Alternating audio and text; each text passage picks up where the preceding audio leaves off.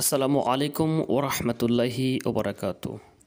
আলহামদুলিল্লাহি রব্বিল আলামিন ওয়াল আকিবাতু লিল মুত্তাকিন। আসসালাতু ওয়াসসালামু আলা রাসূলিল্লাহ ওয়া আলা আলিহি ওয়া আসহাবিহি আজমাইন। সম্মানিত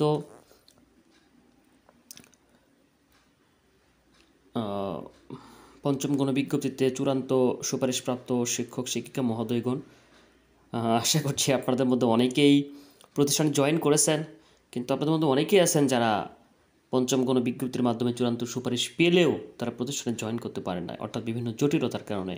সেটা হয়তোবা শূন্য পদের নেই বা ভুল পদে চাহিদা দেওয়া হয়েছিল বা এরকম আরও বিভিন্ন কারণে যারা জটিলতায় পড়েছেন বা যোগদান করতে পারে না, অর্থাৎ যোগদানে জটিলতা সৃষ্টি হয়েছে, তাদের জন্য দ্য ডেইলি ক্যাম্পাস পত্রিকা একটা নিউজ করা হয়েছে। চলুন আমরা দেখি যেখানে কী বলা হয়েছে।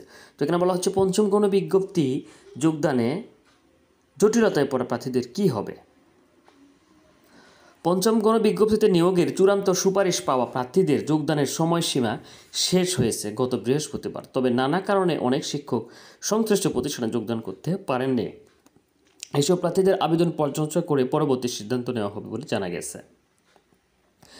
বেসরকারি শিক্ষক নিবন্ধন ও প্রত্যয়ন কর্তৃপক্ষের এনটিআরসির একটি সূত্র জানিয়েছে, প্রতিষ্ঠান প্রদানের ভুল চাহিদা, ঘুষ বাণিজ্য সহ নানা কারণে বেশ কিছু শিক্ষক চূড়ান্ত সুপারিশ পাওয়ার পরও যোগদান করতে পারেননি। এ সকল শিক্ষকদের আবেদন পর্যালোচনা করে পুনরায় নিয়োগ সুপারিশ করা হতে পারে। তবে এক্ষেত্রে অবশ্যই প্রার্থীকে প্রয়োজনীয় কাগজপত্র আবেদনের সঙ্গে জমা দিতে হবে।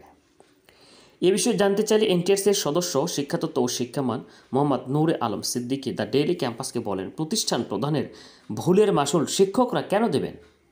প্রার্থীরা ভুল চাহিদা দেওয়ার বিষয়ে প্রত্যয়ন নিয়ে এনটিআরসিকে জানালে তাদের আবেদন পর্যালোচনা করে সিদ্ধান্ত নেওয়া হবে। 2021 সালের 28 মার্চ জারি করা সর্বশেষ বেসরকারি স্কুল কলেজ এমপিও নীতিমালা ও জনবল কাঠামো 18 এর ঘ অনুচ্ছেদে উল্লেখ রয়েছে, প্রতিষ্ঠান কর্তৃক এনটিআরসিতে শিক্ষক চাহিদা দিলে ওই পদে মনোনীত সুপারিশপ্রাপ্ত প্রার্থীকে নিয়োগ যোগদান করতে দিতে হবে। প্যাটার্নের অতিরিক্ত চাহিদা দিলে ওই শিক্ষক কর্মচারীদের শতভাগ বেতন ভাতা প্রতিষ্ঠান থেকে নির্বাহ করতে হবে। এর ব্যত্যয় ঘটলে প্রতিষ্ঠান প্রদানের বেতন ভাতা স্থগিত বা বাতিল করা হবে এবং পরিচালনা কমিটির বিরুদ্ধে ব্যবস্থা নেওয়া হবে। প্রসঙ্গত, সম্প্রতি পঞ্চম গণবিজ্ঞপ্তিতে নির্বাচিত 19,586 জন প্রার্থীকে বিভিন্ন বেসরকারি স্কুল কলেজ মাদ্রাসা ও কারিগরি শিক্ষা প্রতিষ্ঠানে নিয়োগের চূড়ান্ত সুপারিশ করেছে এনটিআরসি। তবে প্রার্থীরা সুপারিশপ্রাপ্ত প্রতিষ্ঠানে যোগদান করতে জটিলতায় পড়েছেন।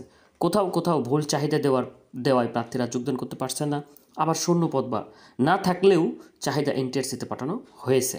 এছাড়া অনেক ক্ষেত্রে ঘুষ দাবি করায় শিক্ষকরা যোগদান করতে পারেননি। এ সংক্রান্ত অভিযোগ পেলে প্রয়োজনীয় ব্যবস্থা নেবে এনটিআরসি।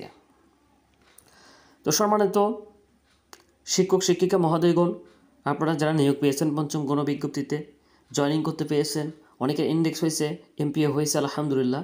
কিন্তু যারা জটিলতায় পড়েছেন যোগদান করতে, তাদের কি সমস্যা সেই সংক্রান্ত বিস্তারিত লিখে আপনাদের উচিত যে অতি দ্রুত এনটিআরসির অফিসে আপনার যে কাগজপত্রগুলো আছে এগুলো সত্যায়িত করে, ফটোকপিগুলো সত্যায়িত করে বা আরও আনুষঙ্গিক সকল কাগজ আপনি সাথে করে নিয়ে গিয়ে ওখানে তাদের সাথে কথা বলে কি কি কাগজপত্র লাগবে এবং কিভাবে আপনি আবেদন দিবেন, আপনার ভুল চাহিদা বা ঘুষের জন্য আপনার কাছে হয়তো বা চেয়েছিল, আপনি দেন না, এই কারণে যোগদান হয় নাই, অর্থাৎ যে কারণে আপনি যোগদান করতে পারেন না এই কারণটা উল্লেখ করে একটা দরখাস্ত লিখে অবশ্যই তার সাথে আপনার যে আনুষঙ্গিক কাগজপত্র রয়েছে, এনআইডি কার্ড সহ সকল কাগজপত্র ছবি সহ আপনি এই কাগজগুলো দিয়ে সেখানে সেই কাগজ আপনি, আমার মনে হয় এটা এনটিআরসিতে যোগাযোগ করে আপনি ওখানে দরখাস্তটা দিবেন। তাহলে আপনার আবেদন করবেন, সেই আবেদনের প্রেক্ষিতে অর্থাৎ আবেদন পর্যালোচনা করে তারা এখানে সত্যতা যাচাই করে কিন্তু আপনাকে পরবর্তীতে আপনার সুপারিশ করা হবে।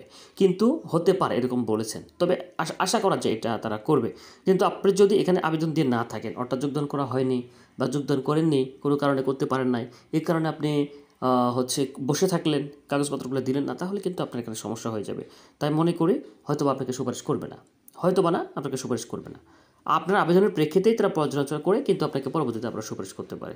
তো সম্মানিত শিক্ষক শিক্ষিকা মহোদয়গণ, আমি মনে করি যে যারা সমস্যায় পড়েছেন তারা অতি দ্রুত আপনারা এনটিআরসির অফিসে গিয়ে আপনার সকল কাগজপত্র ছবি সহ সব কিছু নিয়ে গিয়ে সেখানে যোগাযোগ করে কথা বলে একটা আবেদন দিয়ে আসুন। তাহলে আমি মনে করি আপনার সমস্যার সমাধান হবে ইনশাআল্লাহ। তো সবাই ভালো থাকবেন, সকলের জন্য শুভকামনা। আসসালামু আলাইকুম ওয়া রাহমাতুল্লাহি ওয়া বারাকাতুহু।